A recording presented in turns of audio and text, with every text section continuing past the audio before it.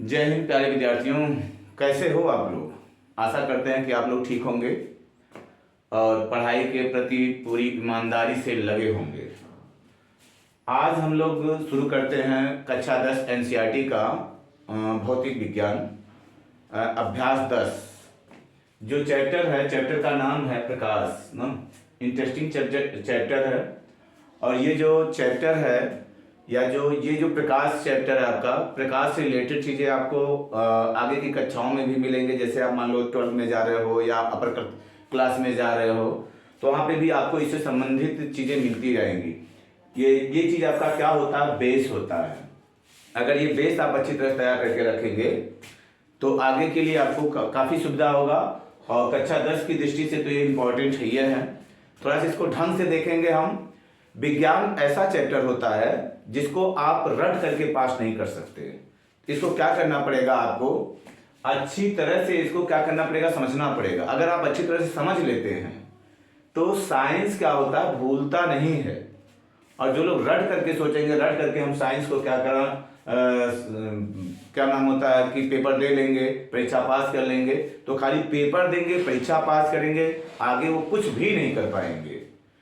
इसलिए आप लोगों से अनुरोध है कि आप इसको क्या करें, ढंग से समझें, समझने की कोशिश करें। और ढंग से हम समझा रहे हैं तो ढंग से आप समझें भी ना। चलिए ठीक है, शुरू करते हैं हम लोग अभ्यास 10। अभ्यास 10 भौतिक विज्ञान अभ्यास 10 है। विज्ञान का आपका चैप्टर है अभ्यास 10। अभ्यास 10 इसमें आपको देखना क्या है, प्रकाश देखना ना, प्रकाश। अब प्रकाश में क्या क्या होता है, जैसे परावर्तन हमको देखना है और अपवर्तन देखना है।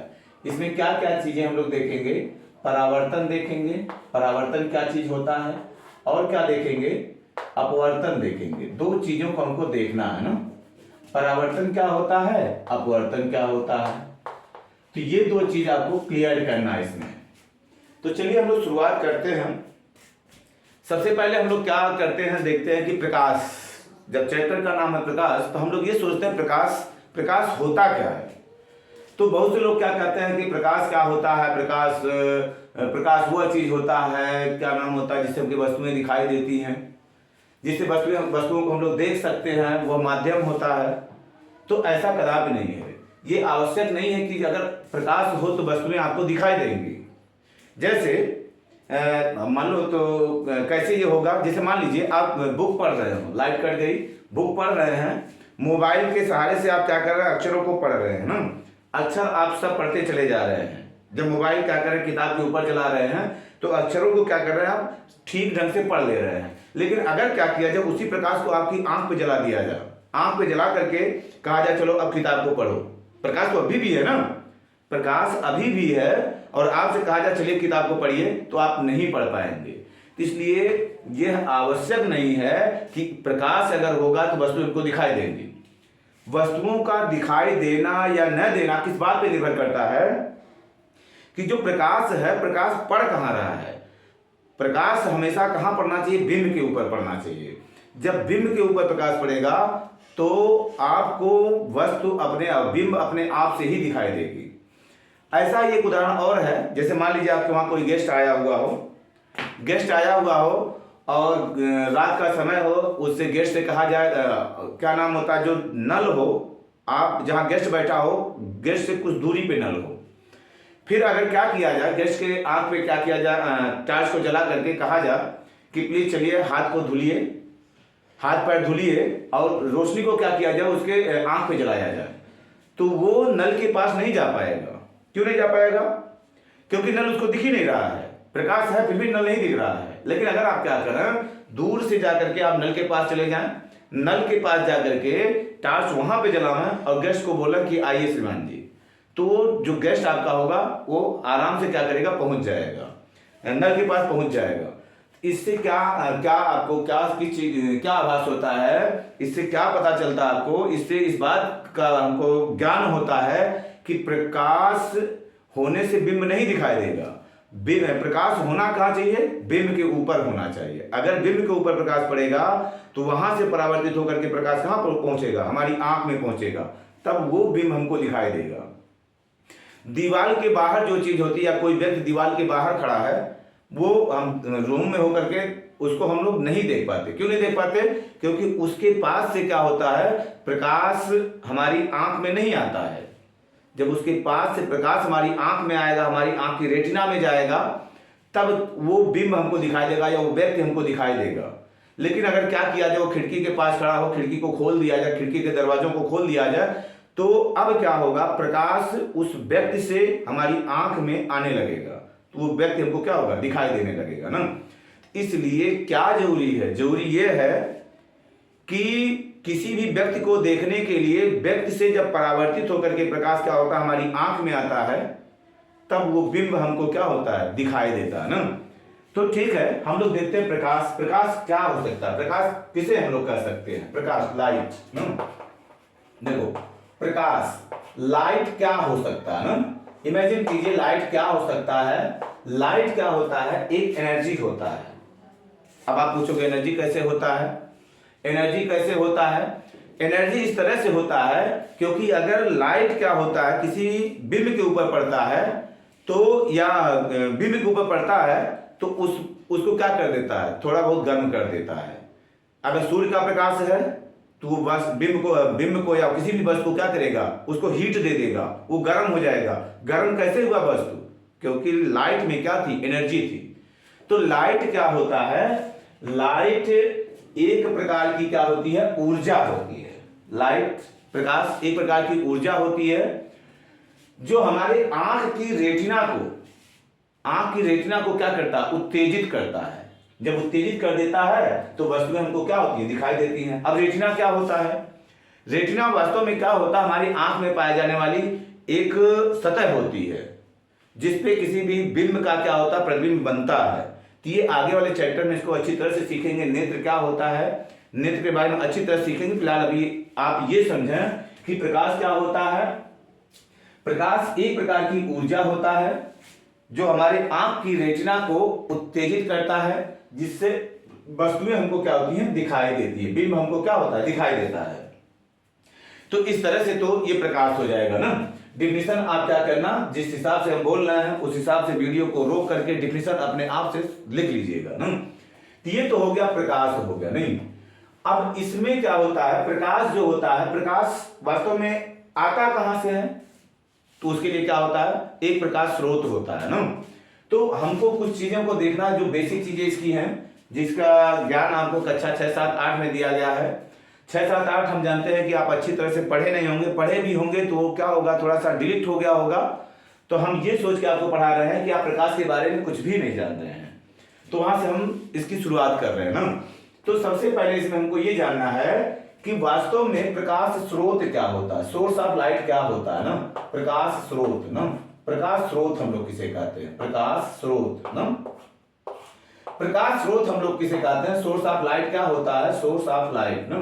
सोर्स ऑफ लाइट क्या होता है, प्रकाश स्रोत हम लोग किसे कहते हैं ना। तो जहां से क्या होता है, प्रकाश उत्पन्न होता है, जहां से प्रकाश उत्पन्न होगा उसे हम लोग क्या कहेंगे, प्रकाश स्रोत कहते हैं। ये ऐस होता है। अब प्रकाश स्रोत क्या हो सकता है, वो आपका टॉर्च हो सकता है, वो आपका ये क्या नाम था, ट्यूबलाइट हो सकता है, वो आपके घर का बल्ब हो सकता है, मोमबत्ती हो सकता है, सूर्य हो सकता है। जहां से प्रकाश क्या होता है, उत्पन्न होता है, उसे हम लोग क्या कहेंगे, प्रकाश स्रोत, सोर्स ऑफ लाइट कहते हैं ना। तो ये आपका हो जाएगा, प्रकाश स्रोत हो जाएगा। बात समझ में आया ना, जहां से प्रकाश उत्पन्न होगा उसे हम लोग क्या कहेंगे, प्रकाश स्रोत कहेंगे। तो आप क्या करना, छोटी छोटी डिफिनीशन को लिखते रहिएगा। अब अगला चीज क्या आता है, प्रकाश स्रोत के बाद आता है, आपसे पूछा जाता है या आपके सामने ज्यादा आएगा, ये आपतित किरण क्या होती है, आपतित किरण। आपतित किरण हम लोग किसे कहते हैं, ये होती है इंसिडेंट इंसिडेंट रे होती है ना, इंसिडेंट रे। इंसिडेंट रे हम लोग किसे कहते हैं, इंसिडेंट रे। इंसिडेंट रे किसे कहते हैं, प्रकाश स्रोत से आने वाली किरण को, देखिए प्रकाश स्रोत से आने वाली किरण को हम लोग क्या कहेंगे, इंसिडेंट रे कहेंगे, आपतित किरण कहते हैं ना। जो प्रकाश स्रोत से जो किरणें आ रही हैं उसको हम लोग क्या कहते हैं, आपतित किरण कहते हैं। नहीं, एक चीज और आपसे पूछा जाता है कि प्रकाश किरण किसे कहते हैं, प्रकाश किरण किसे कहते हैं, प्रकाश किरण। देखो प्रकाश किरण क्या होता है, प्रकाश किरण ना, लाइट रेस क्या होती है ना, लाइट रेस। आपसे ये पूछा जा सकता है कि लाइट रे किसे कहते हैं भाई, प्रकाश किरण किसे कहते हैं। तो प्रकाश किरण किसे हम लोग कहेंगे, प्रकाशीय पथ को, या जिस पथ से होकर के प्रकाश गुजरता है उसे हम लोग क्या कहेंगे, प्रकाश किरण कहते हैं। ये प्रकाश किरण होगा ना, प्रकाश किरण होगा जिस पथ से होकर के प्रकाश गुजरता है, उस पथ को हम लोग क्या कहेंगे, प्रकाश किरण कहेंगे। ये तो प्रकाश किरण हो जाएगा। फिर आपसे ये एक चीज और पूछा जा सकता है कि प्रकाश पुंज किसे कहते हैं ना, प्रकाश पुंज किसे कहते हैं ना। देखो प्रकाश पुंज क्या होता है, यहां से जो प्रकाश किरणें, देखिए प्रकाश किरणों का जो समूह होता है, प्रकाश किरणों के समूह को हम लोग क्या कहते हैं, प्रकाश पुंज कहते हैं। ये प्रकाश पुंज होता है, इसे हम लोग कह देंगे प्रकाश पुंज कहते हैं। प्रकाश किरणों के समूह को ना, समूह को हम लोग क्या कहेंगे, प्रकाश पुंज कहते हैं। ये हो जाएगा आपका प्रकाश पुंज हो जाता है। उसके बाद देखो ये चीजें तो हो गई, प्रकाश पुंज क्या होता है, प्रकाश किरण क्या होता है, आपतित किरण क्या होता है, प्रकाश स्रोत क्या होता है, इतनी चीजें आप जान लिए ना। इसके बाद क्या होता है, आपसे ये पूछा जाता है, सबसे पहले ये चीज आप जान लेते हैं, हम लोग डिफिनेशन जान लेते हैं, तब उसको समझते हैं तो बढ़िया समझ में आएगा। परावर्तन किसे कहते हैं, परावर्तन, प्रकाश का परावर्तन किसे कहते हैं ना, परावर्तन किसे कहते हैं। रिफ्लेक्शन, रिफ्लेक्शन हम लोग किसे कहते हैं, रिफ्लेक्शन ऑफ लाइट क्या होता है ना, रिफ्लेक्शन ऑफ लाइट ना, रिफ्लेक्शन ऑफ लाइट क्या होता है, प्रकाश पुंज किसे कहते हैं, सॉरी परावर्तन किसे कहते हैं। देखिए परावर्तन किसे कहते हैं, जब प्रकाश की किरणें किसी चिकने सतह से, चिकना सतह, चिकना सतह क्या हो गया, चिकना सतह हो गया थाली हो गया, या फिर क्या हो गया शीशा हो गया, या फिर क्या हो गया चेहरा हो गया ना, जो गोरा चेहरा रहेगा वहां से भी प्रकाश क्या होती है, परावर्तित होती है। दीवार हो गया, दीवार देखो दीवार से भी प्रकाश क्या होती है, परावर्तित होती है। दीवार से प्रकाश परावर्तित होकर के क्या होती है, हमारे घरों में पहुंचती है। तो परावर्तन किसे कहेंगे हम लोग, जब प्रकाश की किरण किसी चिकने सतह से, मान लो चिकना सतह थाली मान लो है, चिकने सतह से टकराकर, देखो ये प्रकाश की किरण आपतित किरण ही थी, जब प्रकाश की किरण किसी चिकने सतह से टकराकर, मान लो ये कहां से आई है, एयर से आई है ना, फिर कहां जाना चाहिए, एयर में ही जाना चाहिए, माध्यम क्या होगा, समान होगा। जब प्रकाश की किरण किसी चिकने सतह से टकराकर उसी माध्यम में क्या होता है, वापस चला जाता है, माने एयर से आया फिर कहां चला गया, एयर में। जब प्रकाश की किरणें किसी चिकने सतह से टकराकर उसी माध्यम में क्या होती है, वापस जाती हैं, तो इस घटना को हम लोग क्या कहेंगे, प्रकाश का परावर्तन कहते हैं ना, प्रकाश का परावर्तन कहते हैं। देखिए क्या होता है, जब मिस यूनिवर्स अथवा मिस इंडिया का जब चुनाव होता है तो वहां पे क्या होता है, काला और गोरा का अगर जब माप करना होता है तो क्या किया जाता है कि चेहरे पे क्या होता है, प्रकाश की किरणों को भेजा जाता है। अब उसके बाद क्या होता है, वहां से कितनी प्रकाश परावर्तित होकर के, यहां से परावर्तित होने वाली जो प्रकाश होती है उसका मेजरमेंट किया जाता है, उसकी तीव्रता को मापा जाता है। तो जिसकी तीव्रता क्या होगी, अधिक होगी, वो क्या होगा, अधिक गोरा होगा ना। तो कहीं कहीं पे इसका उपयोग किया जाता है, तो फिलहाल वो अलग बात है, हम लोग अपना देखते हैं ना। तो ये बात समझ में आया, परावर्तन जब प्रकाश की किरण किसी चिकने सतह से टकराकर उसी माध्यम में वापस जाता है, तो इस घटना को हम लोग क्या कहते हैं, प्रकाश का परावर्तन कहते हैं। अब फिर यहाँ पे आते हैं हम लोग ना। अब मान लीजिए एक किरण को हम लोग लेके चल रहे हैं, कौन सी किरण है, आपतित किरण है ना, ये आपतित किरण है। यहाँ पे जहां से परावर्तन यानी कोई चिकना पृष्ठ है, नहीं कोई चिकना पृष्ठ है, चिकना पृष्ठ है, ये जेड है, जेड जेड डैश है, ये चिकना पृष्ठ है, इसको हम लोग बोलते हैं परावर्तक तल बोलते हैं। क्या बोलते हैं, परावर्तक तल। आपसे ये पूछा जा सकता है कि परावर्तक तल क्या होता है ना, तो परावर्तक तल आपसे पूछा जाएगा, परावर्तक तल। परावर्तक तल हम लोग किसे कहते हैं, परावर्तक तल जिस तल से क्या होता है, परावर्तन की क्रिया होती है। यहां से हो रहा है ना परावर्तन क्रिया, जिस तल से परावर्तन की क्रिया होती है उसे हम लोग क्या कहेंगे, परावर्तक तल। यानी आपतित किरण जिस तल से होकर टकराती है, जिस चिकने तल से होकर टकराती है, उसे हम लोग परावर्तक तल कहते हैं ना। उसके बाद देखो अब ये जिस बिंदु पे टकराई है उस बिंदु को हम लोग बोलते हैं आपतन बिंदु बोलते हैं। मान लीजिए बिंदु कौन सा है, P है ना। तो आपसे ये पूछा जा सकता है कि आपतन बिंदु क्या होता है, आपतन बिंदु ना। आपतन बिंदु किसे कहते हैं हम लोग, देखिए आपतन बिंदु क्या होगा, आपतन बिंदु किसे कहते हैं हम लोग, परावर्तक तल के, परावर्तक तल के जिस बिंदु पर आकर आपतित किरण टकराती है। देखिए परावर्तक तल के, परावर्तक तल के जिस बिंदु पर आकर आपतित किरण टकराती है, नहीं जिस बिंदु पर आकर गिरती है, उस बिंदु को हम लोग क्या बोलेंगे, उस बिंदु को बोल देंगे आपतन बिंदु बोल देते हैं ना। अब ये तो आपतन बिंदु हो गया। फिर एक चीज से आपसे एक चीज और पूछा जा सकता है, ये बताइए अभिलंब क्या होता है। तो ये जो यहाँ पे अगर हम लोग क्या करें, लंब डाल देते हैं, आपतन बिंदु पर अगर हम लोग क्या करें, लंब खींच दें, इसे हम लोग बोलते हैं अभिलंब बोलते हैं, नहीं। तो अभिलंब किसे कहेंगे हम लोग, देखो आपसे ये पूछा जा सकता है कि अभिलंब किसे कहते हैं ना, नॉर्मल किसे कहते हैं, अभिलंब किसे कहते हैं। तो परावर्तक तल के, परावर्तक तल के आपतन बिंदु पर खींचे गए लंब को, नहीं खींचे गए लंब को हम लोग क्या बोलते हैं, वो उसको बोलते हैं हम लोग अभिलंब कहते हैं, नहीं उसे हम लोग अभिलंब बोल देते हैं, नहीं। कभी कभी ये कुछ लोगों को, बच्चों को नहीं पता होता है कि अभिलंब वास्तव में किसे कहते हैं ना, अभिलंब किसे कहते हैं या लंब किसे कहते हैं। तो देखिए लंब रेखा किसे कहते हैं, जब दो रेखाओं के बीच कितना होता है, 90 अंश का कोण होता है। जब दो रेखाओं के बीच 90 अंश का कोण होता है तो उन्हें हम लोग लंब रेखा कहते हैं। तो इसे हम लोग लंब कहेंगे, क्यों, क्योंकि ये जो एंगल आपका बन रहा है, देखो एक रेखा ये है, एक रेखा ये है, दोनों के बीच कितना इसका कोण बन रहा है, 90 डिग्री का। तो जब 90 डिग्री का कोण बन रहा है, निश्चित ही क्या होगा, अभिलंब होगा ना। तो अभिलंब किसे कहेंगे, परावर्तक तल के आपतन बिंदु पर खींचे गए लंब को हम लोग क्या कह देंगे, अभिलंब कहते हैं। तो आपका अभिलंब हो जाएगा। फिर आपसे पूछा जाता है कि परावर्तित किरण किसे कहते हैं, परावर्तित किरण ना, परावर्तित किरण किसे कहते हैं, परावर्तित किरण, परावर्तित किरण किसे कहेंगे, परावर्तित किरण ना।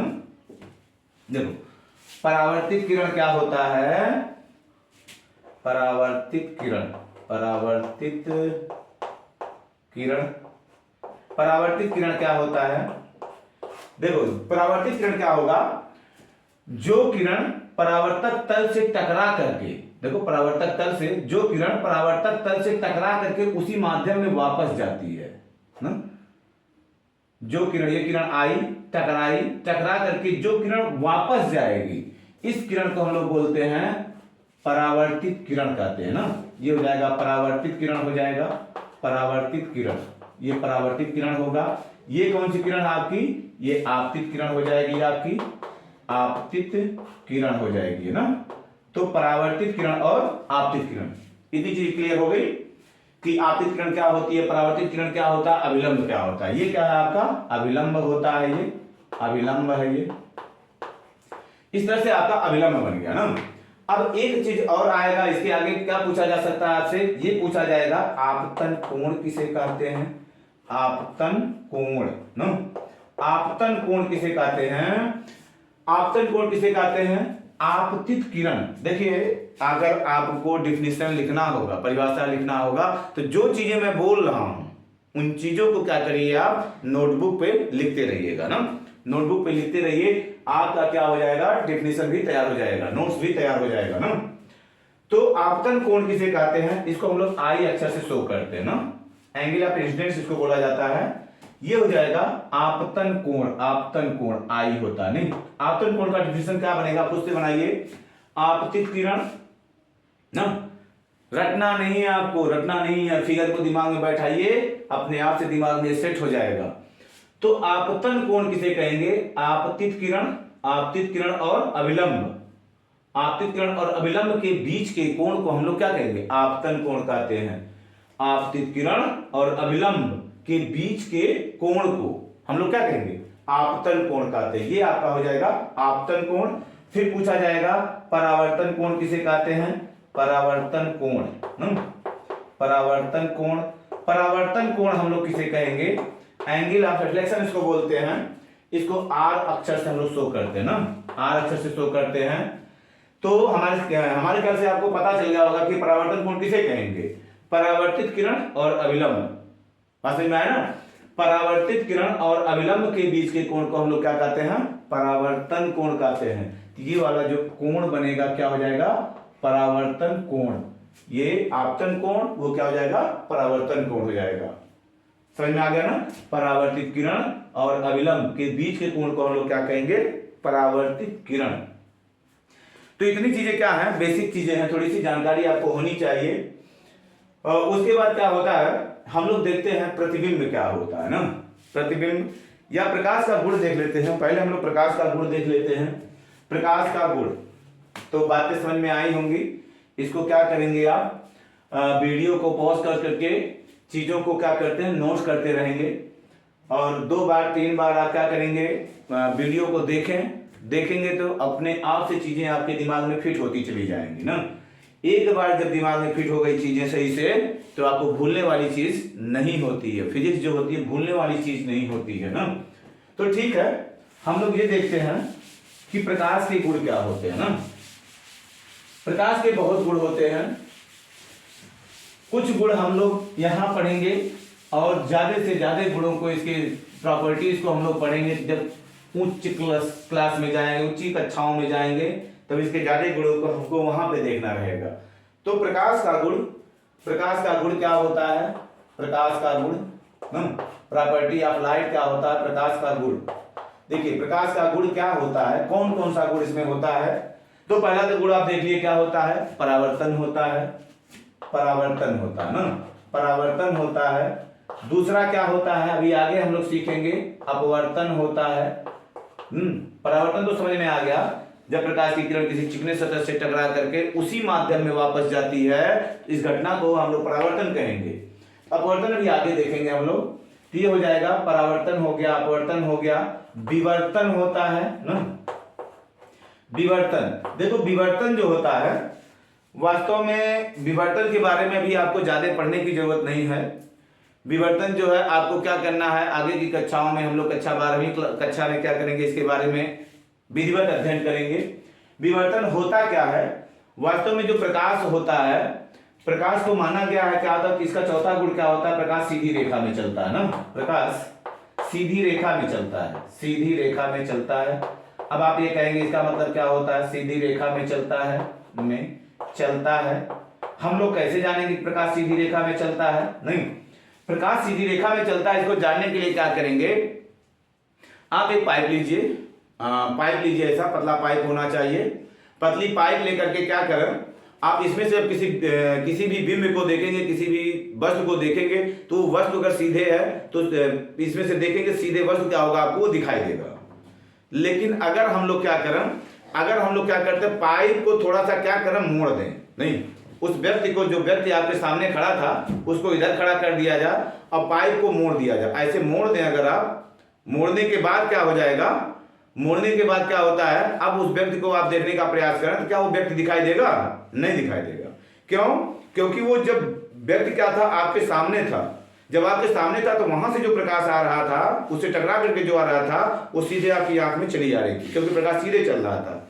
जब हम लोग क्या किए, व्यक्ति को वहां खड़ा कर दिए, अब हम लोग क्या किए, इसको जब मोड़ देते हैं, मोड़ करके देखते हैं, तो वहां से क्या होता है, प्रकाश सीधे तो आता है लेकिन यहां से वो मुड़ नहीं पाता, हमारे पास आ नहीं पाता। देखो इधर से प्रकाश सीधे आया लेकिन ये मुड़ करके हमारे पास नहीं पहुंच पाता है। इस कारण से हम लोग क्या कह सकते हैं, प्रकाश क्या होता है, सीधी रेखा में चलता है ना। इसके बारे में देखो, सीधी रेखा में चलता है, तो हम लोग क्या करेंगे, अभी जो विवर्तन होता है, नहीं, विवर्तन थोड़ा सा इसको क्या करता है, इसका विरोध करता है, नहीं, प्रकाश की सीधी रेखा में चलने का क्या करता है, विरोध करता है। तो विवर्तन क्या होता है, विवर्तन की क्रिया क्या होती है कि जब प्रकाश क्या होता है, किसी तीक्ष्ण किनारे से होकर गुजरता है। जैसे मान लीजिए आप सुई ले लीजिए, सुई को लेकर के क्या करें, आगे क्या करें, किसी लैंप को जला दें, लैंप को जला करके जब सुई को सीधा करेंगे तो सुई की नोक क्या होती है, चमकती है, थोड़ी सी नोक चमकता है। इसका मतलब क्या होता है, जो प्रकाश होता है उस नोक के चारों तरफ क्या होता है, फैल जाता है ना, नोक के चारों तरफ फैल जाता है। तो अब यहाँ पे देखो तो प्रकाश मुड़ जा रहा है, प्रकाश क्या हो रहा है, ये जो तीक्ष्ण किनारे होते हैं इसके किनारों पे थोड़ा थोड़ा क्या हो रहा है, मुड़ जा रहा है ना। अब यहाँ पे क्या हो गया कि ये प्रकाश, अब अभी हम लोग क्या पढ़े हैं, प्रकाश सीधी रेखा में चलता है या प्रकाश मुड़ रहा है, यानी मुड़ करके क्या हो रहा था, थोड़ा सा डिफ्लेक्ट हो जा रहा है, अपने मार्ग से क्या होता है, डिफ्लेक्ट हो जाता है। तो यहां प्रकाश कहां सीधी रेखा में चल रहा है, प्रकाश क्या हो गया, मुड़ रहा है इधर, तो प्रकाश सीधी रेखा में नहीं चल रहा है, इसमें थोड़ा सा क्या होता है, डिफ्लेक्शन होता है। फिलहाल इसके बारे में हम लोग गहन अध्ययन कहां करेंगे, जब ऊंची कक्षाओं में आएंगे ना। विवर्तन होता है, विवर्तन क्यों होता है ना, विवर्तन कब होता है कब नहीं होता है, ये सब चीजों के बारे में हम लोग क्या करेंगे, ऊंची कक्षाओं में सीखेंगे। तो ठीक है, परावर्तन होता है, अपवर्तन होता है, प्रकाश सीधी रेखा में चलता है, ये भी हम लोग ध्रुवण क्या होता है ऊंची कक्षाओं में सीखेंगे। ध्रुवण क्या होता है, तो प्रकाश में क्या होता है, ध्रुवण होता है ना। तो तमाम चीजें हैं, हम लोग बहुत से गुणों को देखेंगे प्रकाश के। तो अभी हम लोग को अब इस कक्षा में क्या देखना है, प्रकाश में क्या देखना, परावर्तन देखना, प्रकाश में अपवर्तन देखना ना। ध्रुवण वगैरह आपको नहीं देखना, लेकिन अगर गुण में आप क्या करेंगे, इनको लिख देंगे तो कोई मैटर नहीं करता है ना। अब देखिए ये चीजें तो हो गई ना, ध्रुवण हो गया। अब हम लोग देखते हैं प्रतिबिंब ना। प्रतिबिंब किसे कहते हैं, गुण तो हो गया इसका, प्रतिबिंब किसे कहते हैं, सबसे इंपॉर्टेंट चीज है इसमें। प्रतिबिंब क्या होता है, देखिए प्रकाश क्या होता है, प्रतिबिंब किसे कहते हैं, एक तो हो गया बिंब, एक हो गया प्रतिबिंब। प्रतिबिंब या इमेज हम लोग किसे कहते हैं, प्रतिबिंब। प्रतिबिंब किसे कहते हैं, इमेज किसे कहते हैं ना, इमेज किसे कहते हैं, इमेज। देखिए किसी बिंदु से चलने वाली प्रकाश की किरणें, जैसे मान लो अभी तो आपको फिलहाल क्या करना है, अभी तो आप जानते नहीं ये क्या है, आप पिछले कक्षाओं में कक्षा 8 कक्षा 7 में आप देखे हो कि ये दर्पण होता है, गोली दर्पण होता है। अभी आगे इसके बारे में हम लोग बढ़िया से देखेंगे। ये गोली दर्पण होता है, जब इसके सामने क्या होता है, यहाँ पे कोई बिंदु रखा होता है, ये बिंदु से चलने वाली प्रकाश किरण एक यहाँ मिल जाती है, मान लीजिए दूसरी किरण यहाँ कहीं चली, यहाँ पे मिल गई ना। देखो यहाँ से परावर्तित होकर के प्रकाश की किरण यहाँ आके मिल गई, यहाँ से प्रकाश की किरण चली, ये कौन सा बिंदु होता है, अभी हम लोग सीखेंगे क्यों ऐसा हो रहा, आगे सीखेंगे। तो ये ऐसे आई, यहाँ से फिर परावर्तित होकर के ये जाकर के इस बिंदु पे मिल गई ना। ऐसे मान लो ये उत्तल दर्पण होता है, आप लोग अभी सीखेंगे क्या होता है उत्तल, क्या होता है अवतल। जब इसके सामने क्या होता है, कोई बिंब यहाँ पे होता है, इसके सामने कोई बिंब होता है, जैसे मान लो ये है, तो यहाँ इससे चलने वाली प्रकाश किरणें ऐसी गई, यहाँ से क्या होती है, ये परावर्तित होकर के इधर निकल जाती हैं। तो इस किरण को क्या करते हैं हम लोग, थोड़ा पीछे बढ़ा देते हैं, और दूसरी किरण को क्या करते हैं, यहाँ पे इसका सेंटर ऑफ कर्वेचर होता है, यहाँ पे कहीं होगा, प्रकाशिक केंद्र होता है, क्या होता है अभी हम लोग देखेंगे।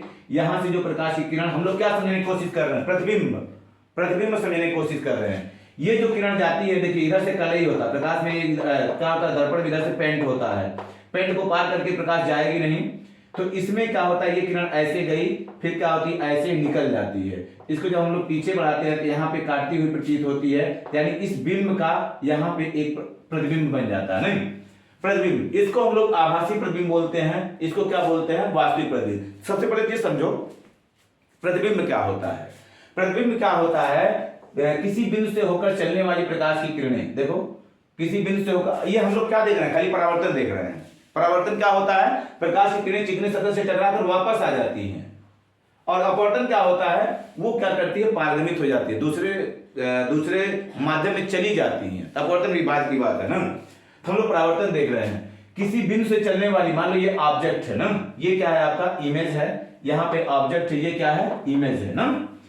तो किसी बिंदु से चलने वाली प्रकाश की किरणें परावर्तन के पश्चात, अथवा आप बोल सकते, देखो परावर्तन के पश्चात अथवा बोल सकते हो अपवर्तन के पश्चात, किसी बिंदु से चलने वाली प्रकाश की किरणें परावर्तन, इसमें परावर्तन हो रहा है, लेंस पढ़ेंगे तो अपवर्तन होगा। तो किसी बिंदु से चलने वाली प्रकाश की किरणें परावर्तन अथवा अपवर्तन के पश्चात जिस बिंदु के पास, देखो परावर्तन के पश्चात यहां मिले ना, और यहाँ पे परावर्तन के पश्चात यहाँ पे मिलती हुई प्रतीत हो रही हैं। किसी बिंदु से चलने वाली प्रकाश की किरणें परावर्तन अथवा अपवर्तन के पश्चात जिस बिंदु पर मिलती हैं अथवा मिलती हुई प्रतीत होती हैं, उस बिंदु को हम लोग पहले बिंदु का क्या कहते हैं, प्रतिबिंब कहते हैं। नहीं, ये हो जाएगा प्रतिबिंब। देखिए किसी बिंदु से चलने वाली प्रकाश की किरणें परावर्तन के पश्चात, पहले परावर्तन कर रहे हैं, किसी बिंदु से चलने वाली प्रकाश की किरणें परावर्तन के पश्चात जिस बिंदु पर वास्तव में मिलती हैं अथवा मिलती हुई क्या होती है, प्रतीत होती हैं। यहां वास्तव में किरणें मिल नहीं रही हैं, ये किरणें कहीं परावर्तित हो गई, इधर हम लोग अगर इसको पीछे बढ़ाएं, इसको पीछे बढ़ाएं, तो लगभग यही कहीं क्या करेगा, काटेंगी। तो जहां पे ये परावर्तित किरणें काटती हुई प्रतीत होती हैं, यहाँ पे काटती हुई प्रतीत हो रही हैं, यहाँ पे वास्तव में काट रही हैं। तो क्या करते हैं, इन्हीं बिंदुओं पे इस बिंब का क्या बन जाएगा, प्रतिबिंब बन जाता है ना। तो प्रतिबिंब जो होता है, प्रतिबिंब कई प्रकार का होता है, प्रतिबिंब दो प्रकार का होता है ना। प्रतिबिंब जो होता है आपका दो प्रकार का होता है, प्रतिबिंब दो प्रकार का होता है। पहला होता है वास्तविक प्रतिबिंब, पहला वास्तविक प्रतिबिंब होता है, और दूसरा होता है आभासी प्रतिबिंब ना। वास्तविक प्रतिबिंब,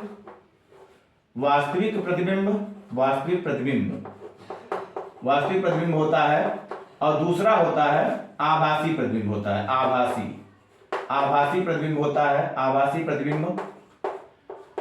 प्रतिबिंब होता है। देखो वास्तविक प्रतिबिंब क्या होता है, जब प्रकाश की किरणें परावर्तन के पश्चात किसी बिंदु पर वास्तव में काटती हैं ना, जब प्रकाश की किरणें परावर्तन के पश्चात किसी बिंदु पर वास्तव में काटती हैं, तो वहां पे कौन सा प्रतिबिंब बनता है, वास्तविक प्रतिबिंब बनता है। और जब प्रकाश की किरणें परावर्तन के पश्चात किसी बिंदु पर काटती हुई प्रतीत होती हैं, देखो यहाँ पे डॉटेड लाइन बताया गया, डॉटेड लाइन मींस क्या होता है, वास्तव में प्रकाश की किरणें गई नहीं है, जाती हुई क्या हो रही है, प्रतीत हो रही है ना, इस तरह से जाती हुई प्रतीत हो रही है ना, इस तरह से। तो जब प्रकाश किरणें किसी बिंदु पर वास्तव में काटेंगी, उसे हम लोग वास्तविक प्रतिबिंब कहेंगे, पहले बिंदु का क्या कहेंगे, वास्तविक प्रतिबिंब कहेंगे। और जब प्रकाश की किरणें किसी बिंदु पर काटती हुई प्रतीत होंगी, तो ये जो बिंदु होगा, पहले बिंदु का क्या होगा, आभासी प्रतिबिंब होगा ना। इसको इमेजिनरी इमेज बोलते हैं हम लोग, और इसको बोलते हैं रियल इमेज बोलते हैं ना, रियल इमेज बोलते हैं। ये जो वास्तविक प्रतिबिंब होता है, उसे पर्दे पर ले सकते हैं, पर्दे पर ले सकते हैं, पर्दे पर बना सकते हैं, पर्दे पर बना सकते हैं ना। और जो आभासी प्रतिबिंब होता है, उसे पर्दे पर नहीं बना सकते, पर्दे पर नहीं बना सकते है ना, नहीं बना सकते। तो ये चीज ध्यान रखेंगे, वास्तविक प्रतिबिंब को पर्दे पर बना सकते हैं, और आभासी प्रतिबिंब को हम लोग पर्दे पर नहीं बना सकते हैं। इन चीजों को क्या करेंगे आप, अब ये चीज देखिए, ये चीज जो हम लोग क्या करते हैं, रट लेते हैं, नहीं, इन चीजों को हम लोग रट लेते हैं कि जो वास्तविक प्रतिबिंब होता है वो पर्दे पर बना सकते हैं, और आभासी प्रतिबिंब को पर्दे पर नहीं बना सकते हैं। इस चीज को रटा जाता है, वास्तव में क्या होता है हम जानते नहीं हैं, कैसे पर्दे पर लेंगे और कैसे पर्दे पर नहीं लेंगे ना। तो इस चीज को हम लोग एक छोटे से प्रैक्टिकल द्वारा देखते हैं, एक प्रयोग करके आपको दिखाते हैं हम कि वास्तविक प्रतिबिंब कैसे पर्दे पे बन रहा है और आभासी प्रतिबिंब कैसे पर्दे पर नहीं बन रहा है ना। तो इसके लिए हम लोग चलते हैं, थोड़ा सा देखते हैं कि इसको कैसे हम लोग पर्दे पे बनाएंगे ना। तो ठीक है, थोड़ा आप देखें, चलो देखो,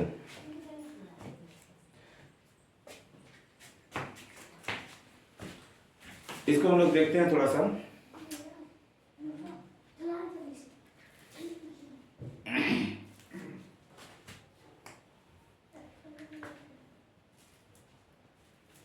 देखिए इसको हम लोग क्या करते हैं, इसके लिए कैंडल निकालते हैं। चलिए दिखाइए, इस पर हम बच्चों को दिखाते हैं कैसे वास्तविक प्रतिबिंब बनता है, कैसे नहीं बनता है ना। देखिए बिंब के लिए क्या करते हैं, एक कैंडल को हम लोग क्या करते हैं, एक कैंडल जलाते हैं। अभी तो अंधेरा हो गया होगा, कुछ नहीं दिख रहा होगा, फिलहाल आप देखा, एक कैंडल को हम जला रहे हैं और ये देखते हैं वास्तविक प्रतिबिंब कैसे बनता है पर्दे पे ना। देखिए ये आपका हम लोग लिए हैं कौन सा, अवतल दर्पण लिए ना। देखिए अवतल दर्पण क्या कर रहा है, अवतल दर्पण ये आपका बिंब है, बिंब का प्रतिबिंब देखिए कैसे बना रहा है, ये क्या कर रहा है, ये बना बना बना बना बनाइए। ये देखिए ये क्या किया, अवतल दर्पण ने इस कैंडल का प्रतिबिंब कहाँ बना दिया, पर्दे पे बना दिया। देखो वहां पे दिख रहा है, साफ साफ दिख रहा है। ये जो प्रतिबिंब है कैसा है, उल्टा है ना। अभी इसके बारे में हम लोग आगे देखेंगे, ये प्रतिबिंब उल्टा है। फिलहाल ये अवतल दर्पण लगाते, देखिए ऐसा करने के बाद एक स्थान ऐसा आता है जब क्या होता है, इसका प्रतिबिंब क्लियर बनता है। नहीं, वो कौन सा स्थान होता है हम लोग आगे सीखेंगे। एक और दर्पण हम लोग देखते हैं, उत्तल दर्पण लगा करके ना, उत्तल दर्पण लगा के देखते हैं क्या प्रतिबिंब इसका पर्दे पे बन सकता है। चलिए इसको देखते हैं। अब देखिए उत्तल दर्पण लगाने के बाद, उत्तल दर्पण लगाने के बाद प्रतिबिंब कहीं बनता हुआ आपको प्रतीत नहीं हो रहा ना। कहीं पे देखिए, कहीं पे भी हम लोग लेके जा रहे हैं, प्रतिबिंब कहीं पे बनता हुआ प्रतीत नहीं हो रहा है। इससे क्या स्पष्ट हो रहा है कि जो उत्तल दर्पण द्वारा प्रतिबिंब बनेगा वो कैसा होगा, आभासी होगा। ये आभासी होगा, इसलिए पर्दे पे नहीं बना।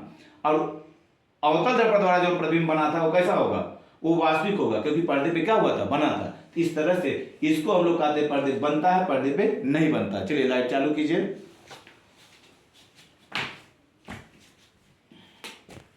दिखाओ।